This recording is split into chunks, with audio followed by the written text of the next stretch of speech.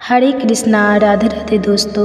आप सभी माताओं एवं बहनों का दिन शुभ और मंगलमय हो।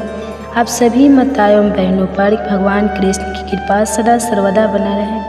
आज आप श्रवण करेंगे हमारे चैनल पर गर्भ कथा। माताओं एवं बहनों, हमें बहुत खुशी होती है कि आप हमारे वीडियो को इतना ज़्यादा प्यार देते हैं और अपनी श्रद्धा अपने कमेंट के माध्यम से हमें ज़रूर व्यक्त करते हैं। हमें उम्मीद है कि आप इसी तरह वीडियो को प्यार देंगे और अपना श्रद्धा कमेंट के माध्यम से ज़रूर हमें बताएंगे।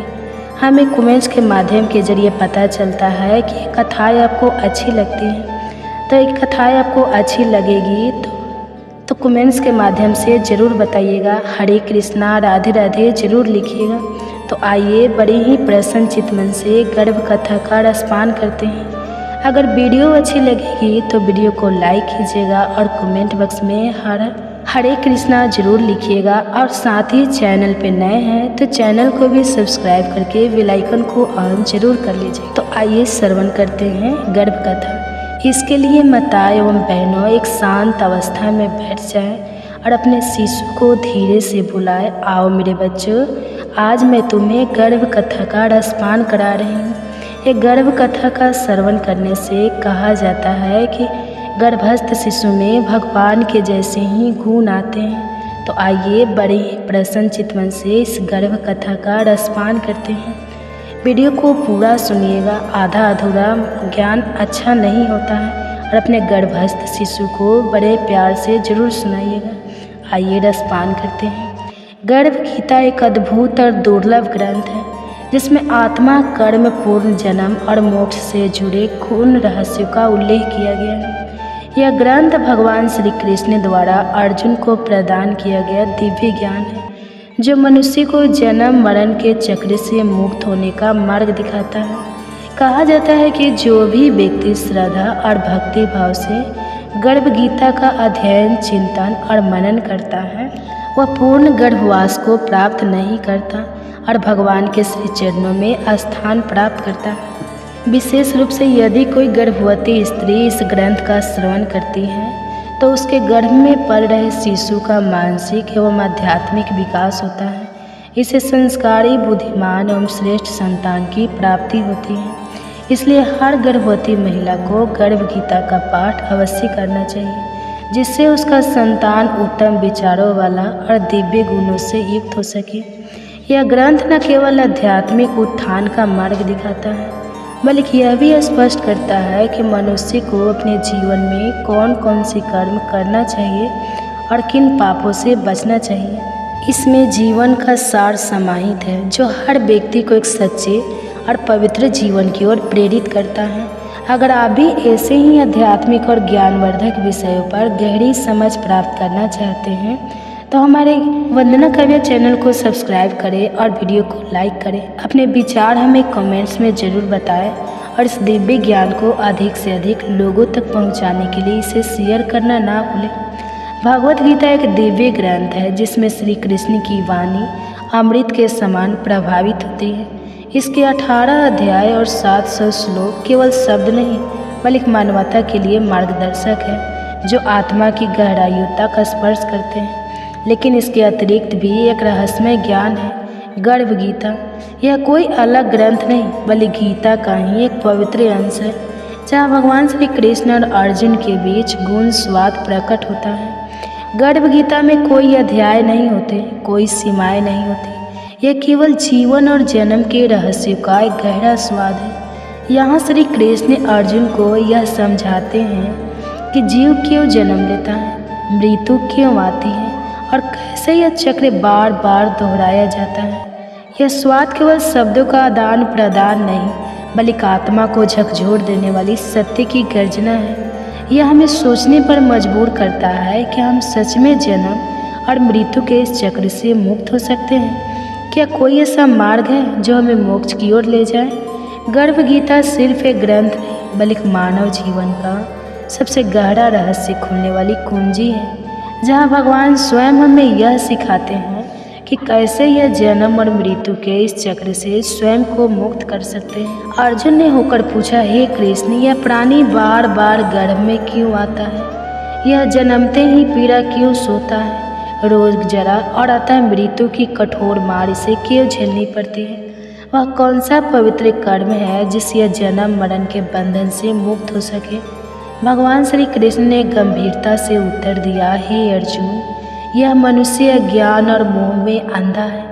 यह संसार के नश्वर सुखों में आसक्त होकर बार बार जन्म लेता है, बार बार मरता है, इसे कभी चैन नहीं मिलता।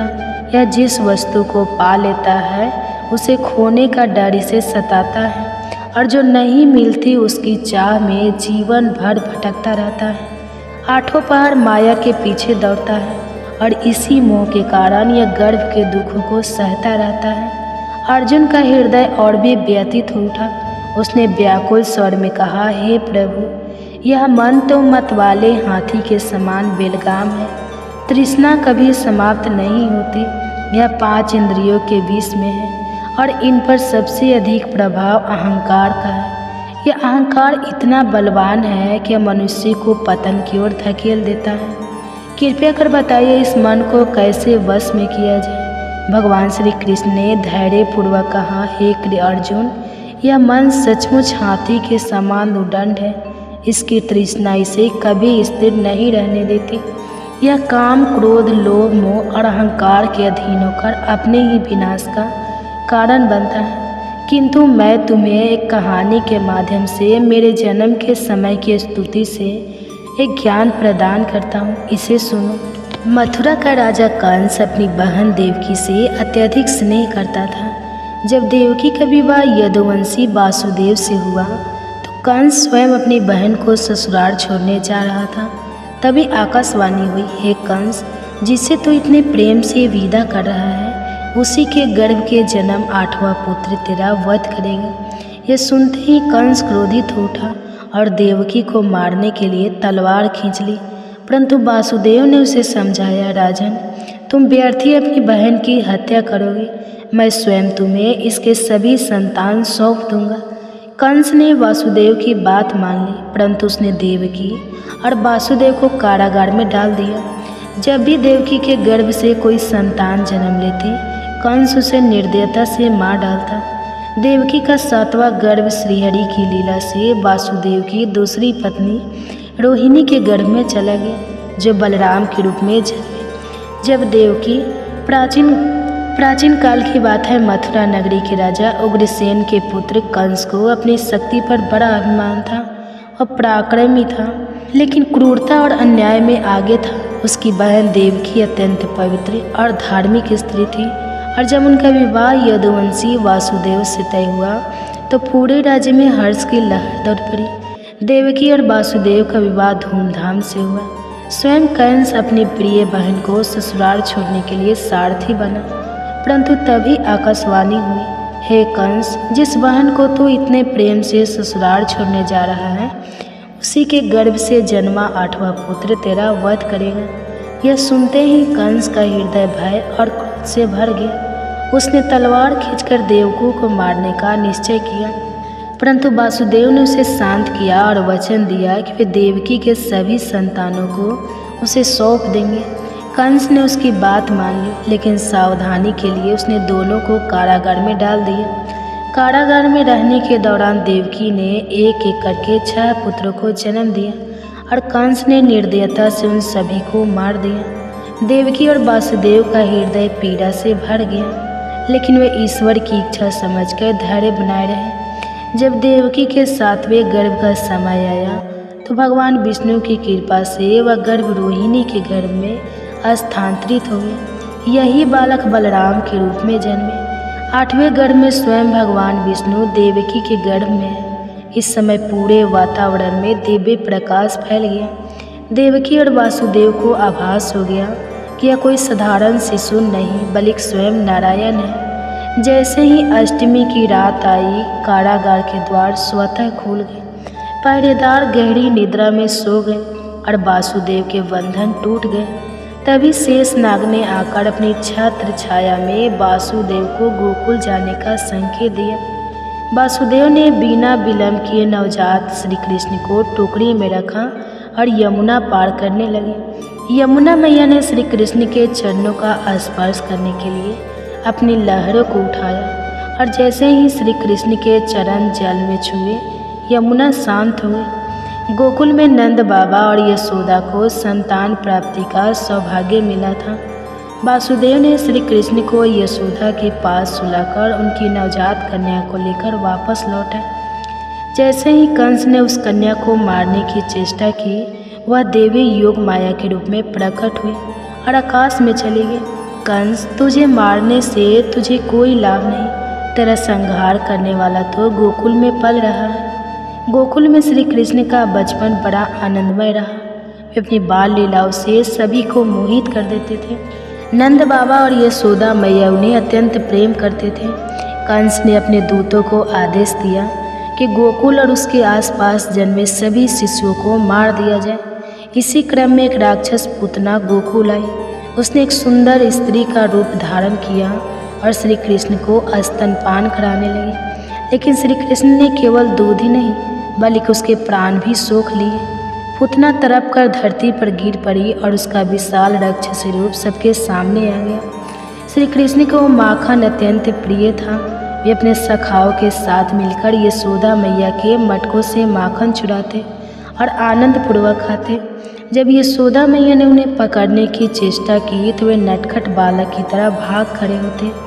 एक दिन यशोदा मैया ने बाल कृष्ण को ओखुल मुसर से बांध दिया। कृष्ण खेलते खेलते दो विशाल वृक्षों के बीच से निकल गए और जैसे ही ओखल उन पेड़ों से टकराया, दोनों वृक्ष धराशायी हो गए। इन वृक्षों में यमलाजुर्न नामक दो देवता वास कर रहे थे, जो कृष्ण के स्पर्श से मुक्त हो गए। यमुना नदी में एक विषैला नागकालिया वास करता था। उसकी विषैली गैसों से गोकुल के जीव जंतु मर रहे थे। श्री कृष्ण ने यमुना में छलांग लगा दी और कालिया नाग के फन पर कूदने लगे।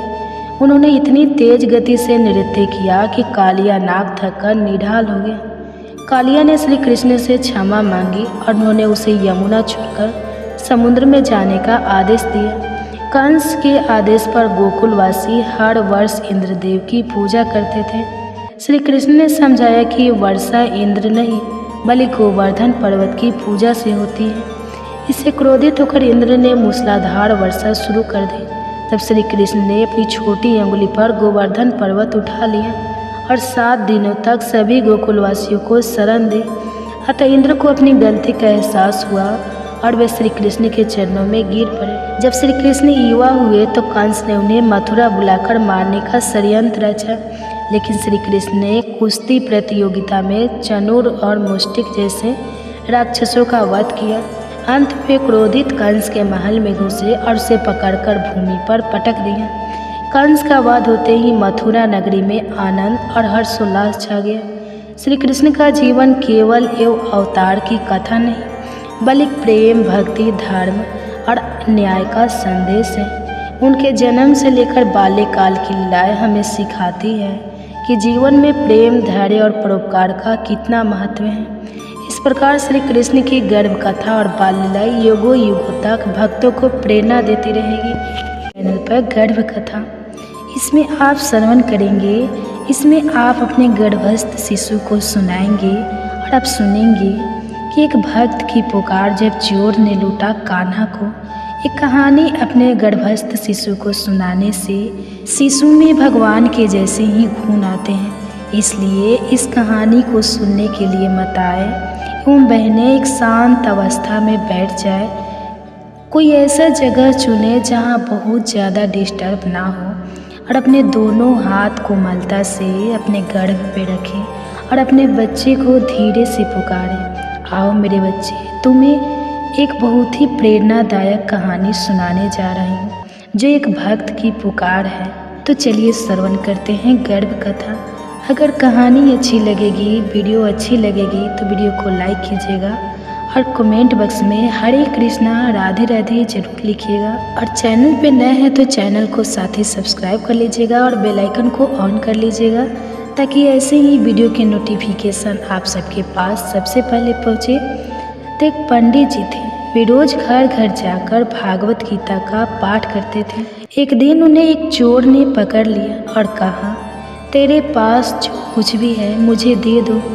तब पंडित जी बोले कि बेटा मेरे पास कुछ भी नहीं है, तुम एक काम करना, मैं यहीं पड़ोस के घर में जाकर भागवत गीता का पाठ करता हूँ। वह यजमान बहुत दानी लोग हैं, जब मैं कथा सुना रहा हूँगा तब उनके घर में जाकर चोरी कर लेना।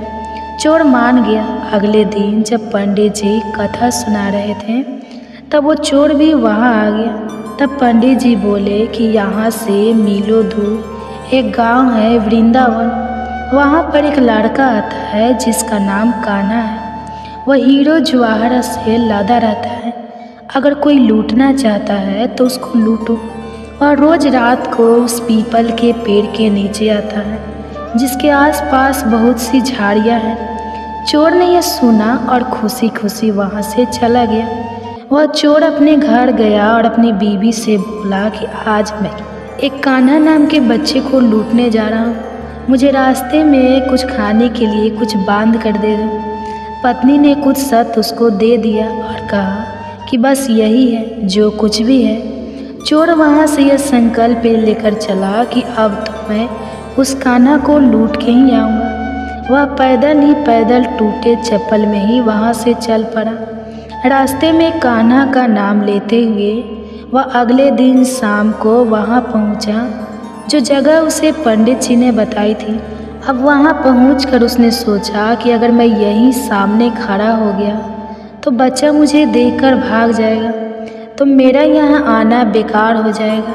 इसलिए उसने सोचा क्यों ना पास वाली झाड़ियों में ही छुप जाऊँ। वह जैसे ही झाड़ियों में घुसा, झाड़ियों के कांटे उसे चुभने लगे। उस समय उसके मुंह से एक ही आवाज़ आई, कान्हा कान्हा। उसका शरीर लहू लुहान हो गया, पर मुंह से सिर्फ यही निकला, कान्हा आ जाओ, कान्हा आ जाओ। श्री कृष्ण ने अपने भक्त की ऐसी दशा देख के कान्हा जी चल पड़े। तभी रुक्मणी जी बोली कि प्रभु कहाँ जा रहे हो, उसको लूट लेगा। प्रभु बोले कि कोई बात नहीं, अपने ऐसे भक्तों के लिए तो मैं लूट जाना तो क्या मिट जाना भी पसंद करूँगा। ठाकुर जी बच्चे का रूप बना के आधी रात को वहाँ आए। वह जैसे ही पेड़ के पास पहुँचे, चोर एकदम से बाहर आ गए और उन्हें पकड़ कर बोला, ओ कान्हा, तूने मुझे बहुत दुखी किया है। अब यह चाकू देख रहा है ना, अब चुपचाप अपने सारे गहने मुझे दे दे। कान्हा जी ने हंसते हुए उसे सब कुछ दे दिया। चोर हंसी खुशी अगले दिन अपने गांव में वापस पहुंचे।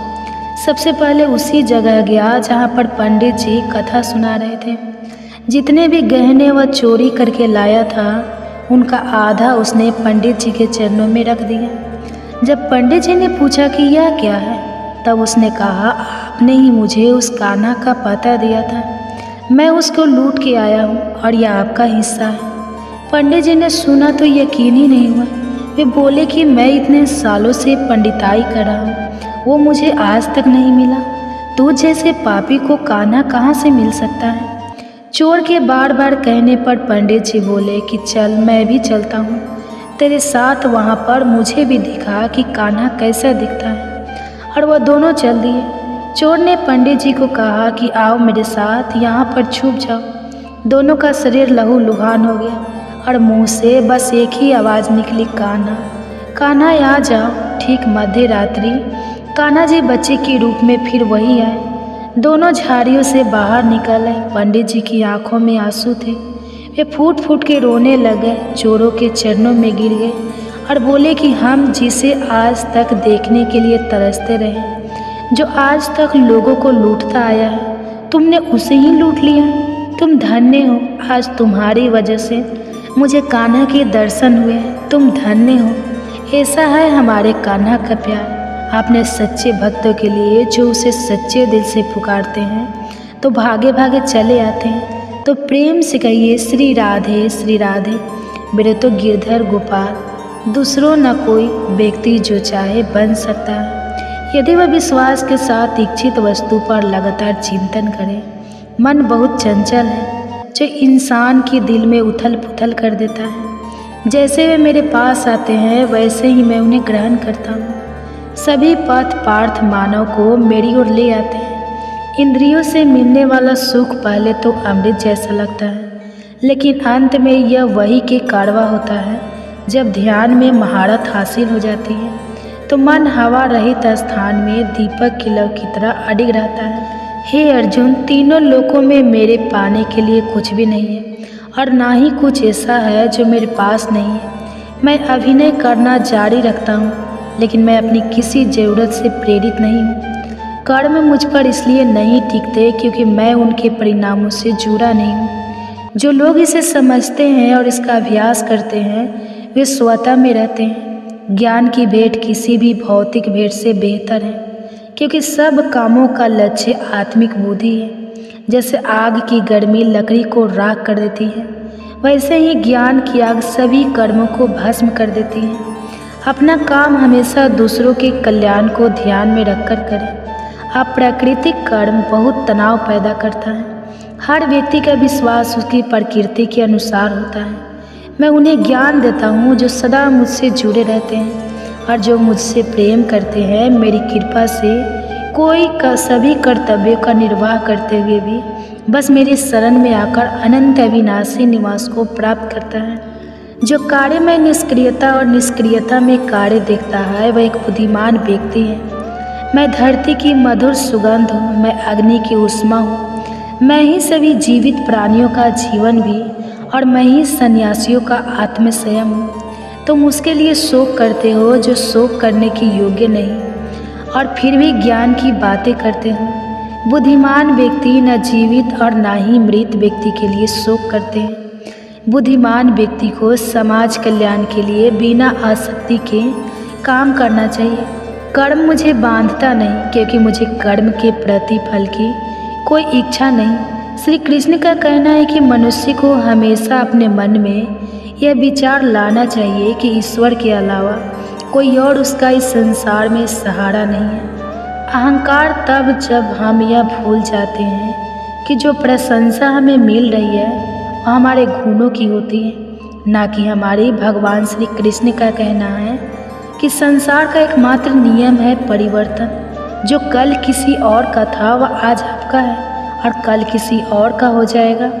भविष्य की चिंता छोड़ दो। वही ईश्वर जिसने आज तक तुम्हारा साथ दिया है वह कल भी तुम्हारी मदद करेगा। आप वही बन जाते हैं जिस पर आपको विश्वास होता है कि आप बन सकते हैं। जो कुछ भी आपके साथ घटित हुआ है वह अच्छे के लिए हुआ है। जो हो रहा है वह भी अच्छे के लिए है, और जो आगे होगा वह भी आपके भले के लिए होगा। श्री कृष्ण कहते हैं कि बुरे कर्म अनायास हो जाते हैं, जबकि अच्छे कर्म स्वेच्छा से किए जाते हैं। अगर व्यक्ति शिक्षा से पहले संस्कार, व्यापार से पहले व्यवहार और भगवान से पहले माता पिता का सम्मान करे तो उसका जीवन कभी भी परेशानियों से ग्रस्त नहीं होगा। भगवान श्री कृष्ण कहते हैं कि संसार में कुछ भी समाप्त नहीं होता। हर अंत के बाद एक नई शुरुआत का इंतजार होता है। जीवन में कभी अवसर मिले तो दूसरों के सारथी बने, ना कि स्वार्थी। धर्म का असली रूप कर्मों से भी परिशासित होता है। कर्मों के बिना धर्म की कोई असल पहचान नहीं है।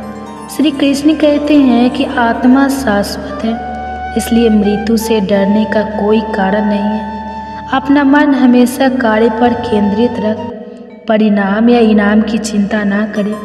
श्री कृष्ण कहते हैं कि मैं ही इस सृष्टि का निर्माण, पालन और संहार करता हूँ। लोग सत्य को छुपाने की कोशिश करते हैं, लेकिन सत्य कभी भी दब नहीं सकता और ना ही मिट सकता है। मौन सबसे अच्छा जवाब है जब सामने वाले व्यक्ति के लिए आपके शब्दों की कोई अहमियत ना हो। भगवान श्री कृष्ण कहते हैं कि जब भी संसार में अधर्म बढ़ेगा और धर्म कमज़ोर होगा तब मैं ताड़ लूँगा और धर्म की पुनः स्थापना करूँगा।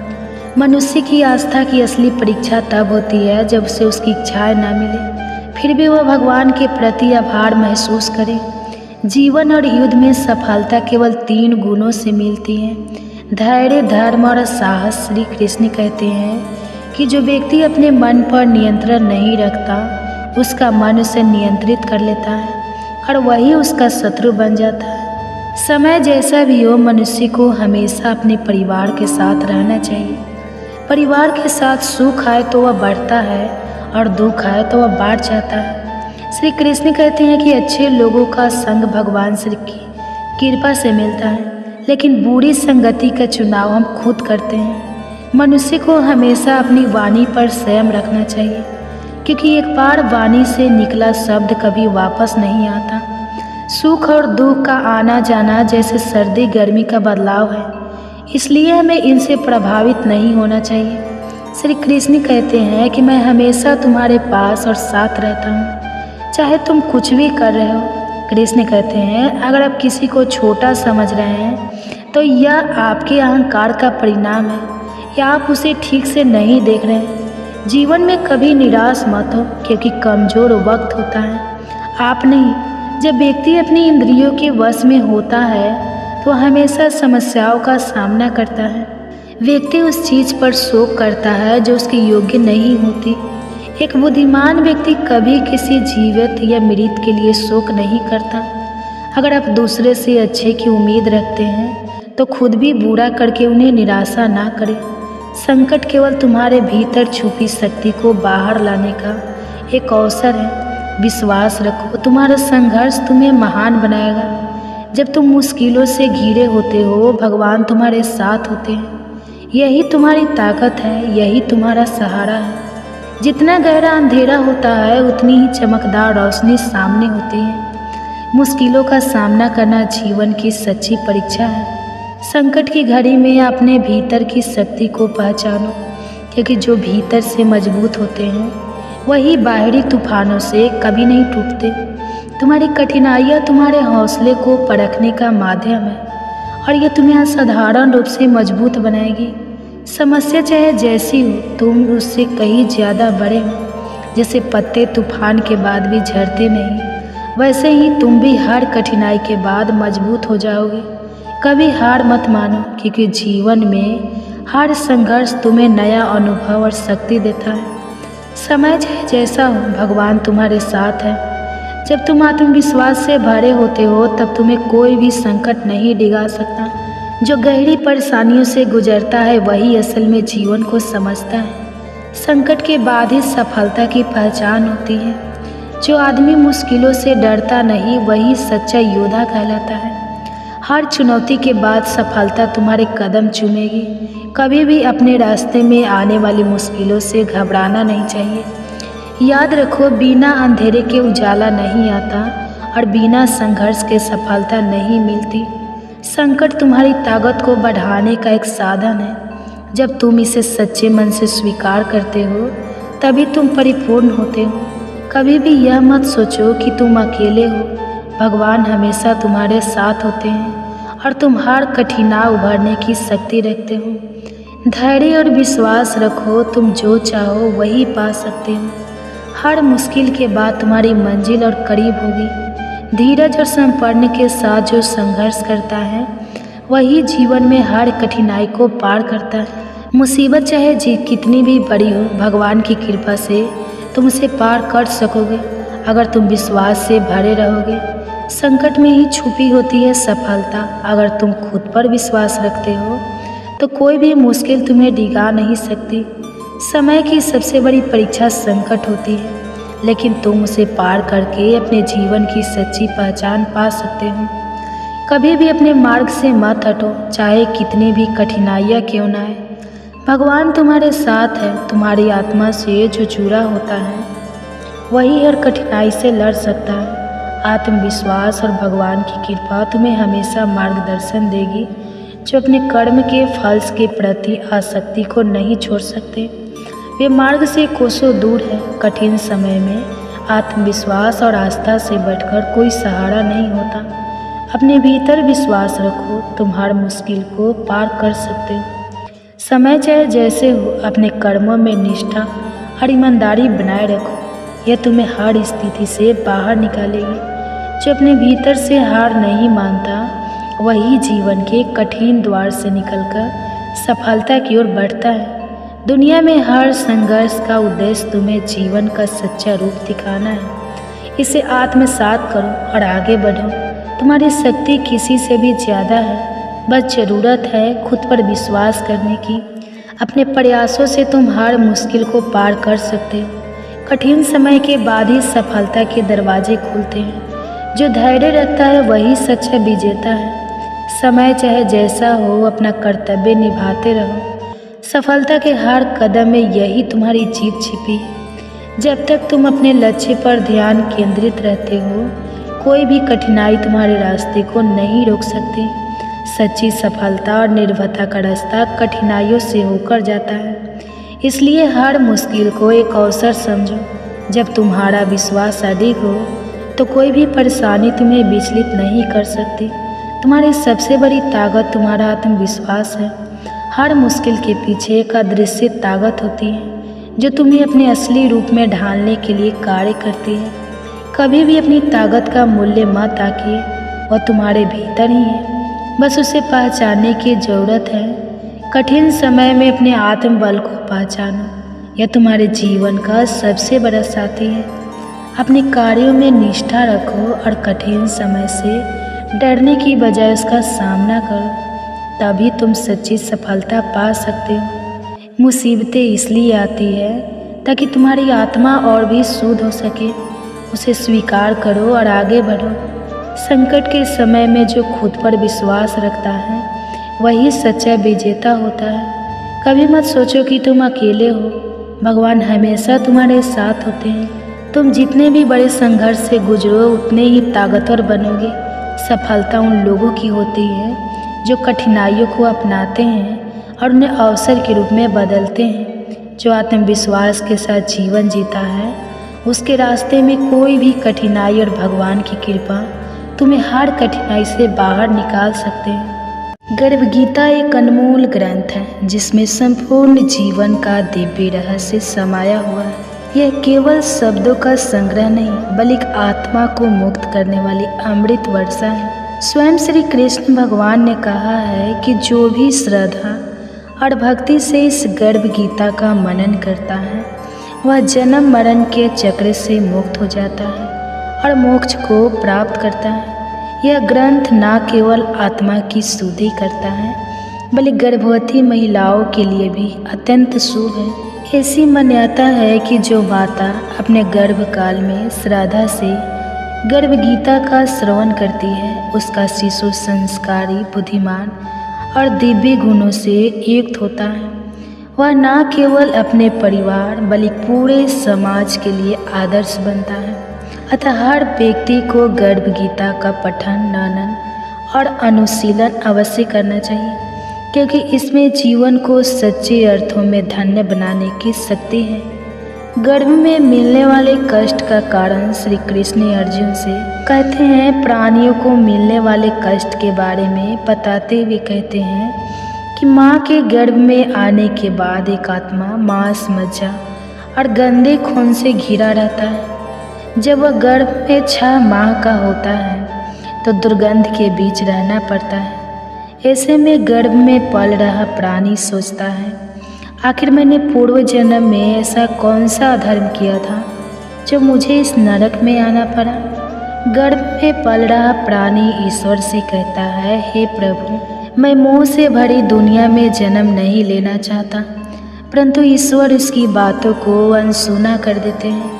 श्री कृष्ण अर्जुन को बताते हैं कि माँ के गर्भ में प्राणियों को मृत्यु लोक से भी ज़्यादा कष्ट भोगना पड़ता है, परंतु कौन सा प्राणी कितना कष्ट भोगे वह उसके पूर्व में किए गए कर्मों पर निर्भर होता है।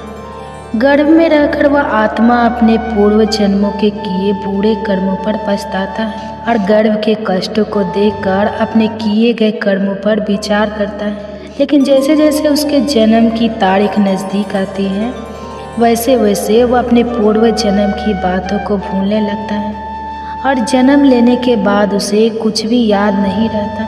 अगर आप भी ऐसे ही आध्यात्मिक और ज्ञानवर्धक विषयों पर गहरी समझ प्राप्त करना चाहते हैं तो हमारे YouTube चैनल को वंदना काव्या को सब्सक्राइब करें और वीडियो को लाइक करें। अपने विचार हमें कमेंट्स में ज़रूर बताएं और इस दिव्य ज्ञान को अधिक से अधिक लोगों तक पहुंचाने के लिए इसे शेयर जरूर करें।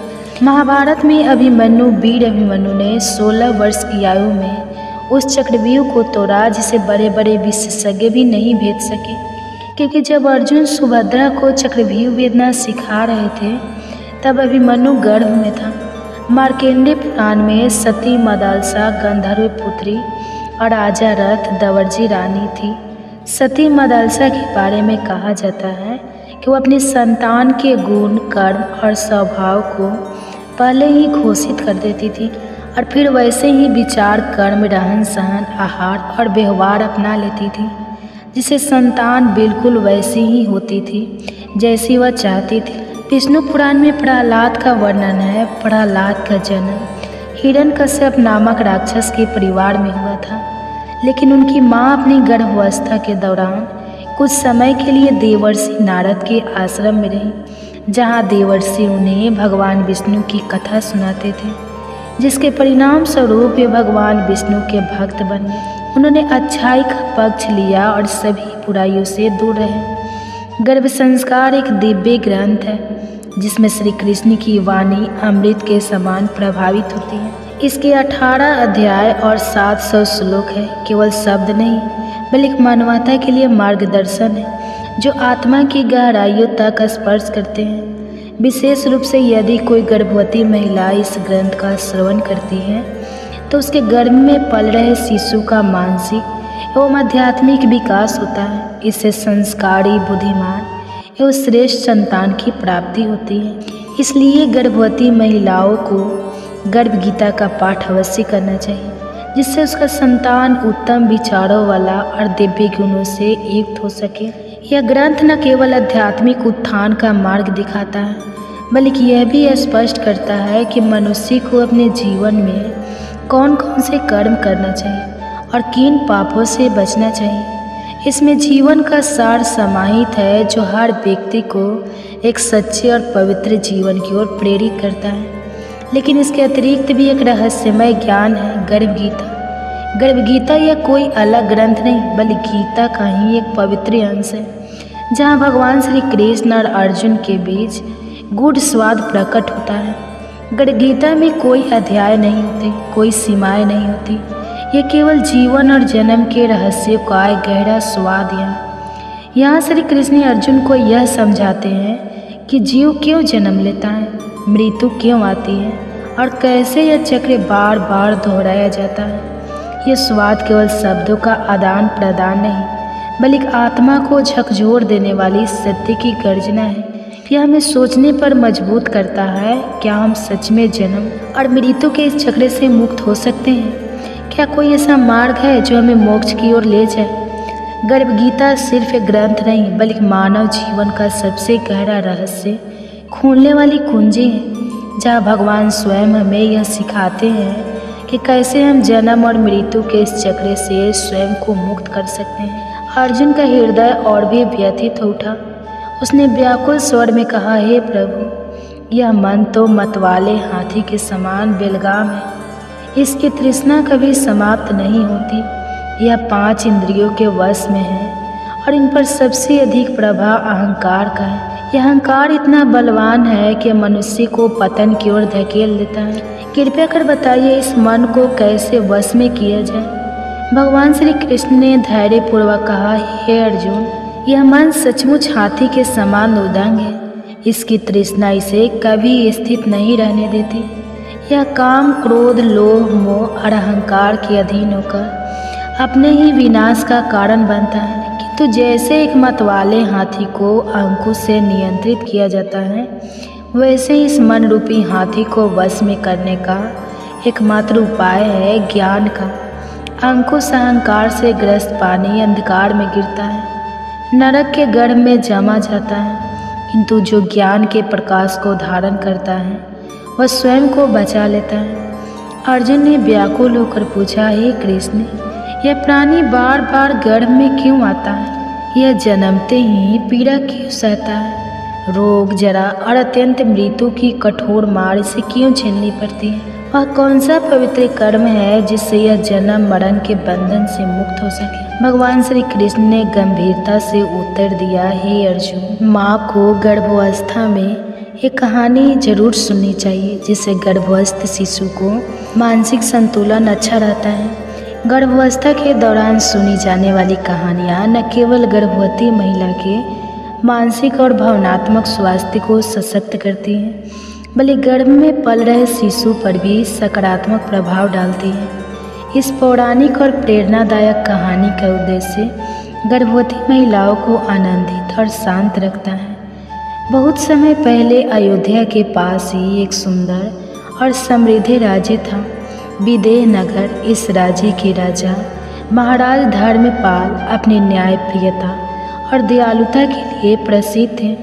उनकी पत्नी रानी सुशील अपनी सौम्यता और स्नेह के कारण पूरे राज्य में सम्मानित थी। विवाह के कई वर्षों बाद रानी गर्भवती हुई और पूरे राज्य में उत्सव का माहौल बन गया।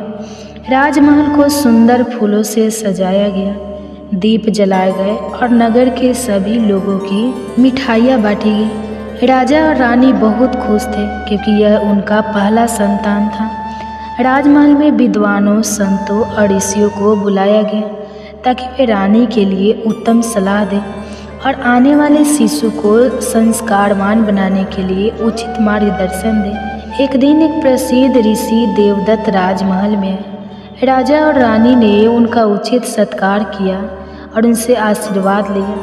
ऋषि देवदत्त ने रानी सुशीला को आशीर्वाद देते हुए कहा, रानी, यह समय अत्यंत पवित्र है।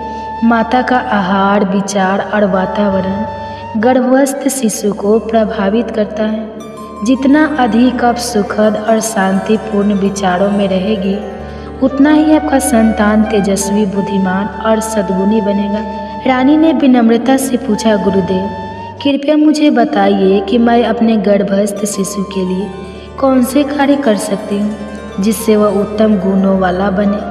ऋषि देवदत्त ने मुस्कुराते हुए कहा, सुनो रानी, मैं तुम्हें एक महत्वपूर्ण कथा सुनाता हूँ जो तुम्हारे शिशु के लिए अत्यंत लाभकारी होगी। बहुत समय पहले की बात है, एक महान राजा थे, महाराज हरिश्चंद्र। वे सत्य के पुजारी थे और किसी भी स्थिति में झूठ नहीं बोलते थे। उनका राज्य धन धान्य से भरपूर था और प्रजा उनसे अत्यंत प्रेम करती थी। एक दिन भगवान विष्णु ने राजा की सत्यनिष्ठा की परीक्षा लेने का निर्णय लिया।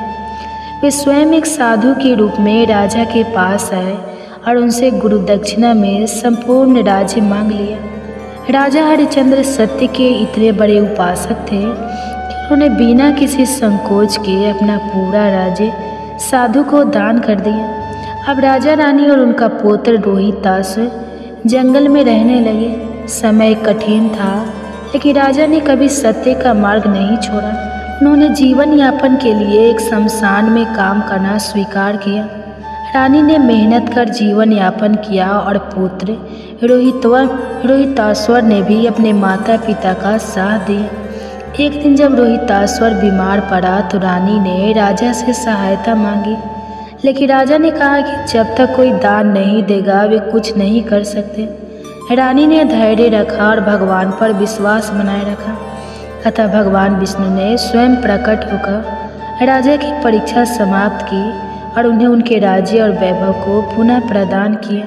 कथा से सीख और रानी का गर्भकाल। ऋषि देवदत्त ने कथा समाप्त करते हुए कहा, हे रानी, इस कथा से हमें यह शिक्षा मिलती है कि सत्य, धैर्य और भगवान पर विश्वास रखने से सबसे कठिन समय भी पार हो जाता है।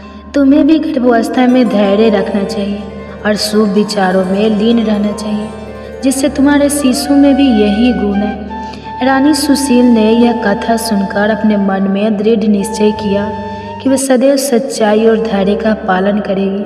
उन्होंने अपने दिनचर्या में धार्मिक ग्रंथों का पाठ, भजन और सत्संग को शामिल किया। वे हर दिन भगवान की प्रार्थना करती और सकारात्मक कहानियाँ पढ़ती, जिससे उनके मन को शांति मिले। समय बीतता गया और रानी ने एक तेजस्वी पुत्र को जन्म दिया। पूरे राज्य में खुशी की लहर दौड़ गई। बालक जन्म से ही असाधारण था। उसकी आंखों में दिव्यता थी, उसका मन शांत था और वह अत्यंत बुद्धिमान था। जब वह बड़ा हुआ तो वह सत्यवादी और धैर्यशील बना और अपने पिता की भांति न्यायप्रिय राजा बना। यह कथा सुनाने के बाद ऋषि देवदत्त ने आशीर्वाद देते हुए कहा, रानी, जैसा तुमने सोचा वैसा ही तुम्हारे शिशु का स्वभाव होगा, इसलिए सदा शुभ विचारों में रहो और तुम्हारे संतान को उत्तम गुण प्राप्त होंगे। इस कथा से हमें यह सीख मिलती है कि गर्भवती महिलाओं के विचार, उनकी दिनचर्या और उनके सुने सुनाए गए शब्द सीधे शिशु पर प्रभाव डालते हैं। इसलिए गर्भवती स्त्रियों को चाहिए कि वे अच्छी कहानियाँ और धार्मिक ग्रंथ पढ़ें, जिससे सकारात्मक ऊर्जा मिले। सत्य, धैर्य और प्रेम की भावना बनाए रखें, जिससे शिशु में भी यह गुण विकसित हो। शुभ और मधुर संगीत सुने, जिससे मानसिक शांति बनी रहे। भगवान में विश्वास रखें और नियमित प्रार्थना करें, जिससे आत्मिक बल प्राप्त हो। प्राकृतिक वातावरण में समय बिताएं ताकि मन प्रसन्न रहे और शिशु को न सकारात्मक ऊर्जा मिले। जब गर्भवती माता खुश और शांत रहती है तो गर्भ में पल रहा शिशु भी प्रसन्न रहता है और एक महान व्यक्तित्व के रूप में विकसित होता है। यही इस कथा का संदेश है। सत्य, धैर्य और प्रेम से हर कठिनाई को पार किया जा सकता है। हरे कृष्णा। राधे।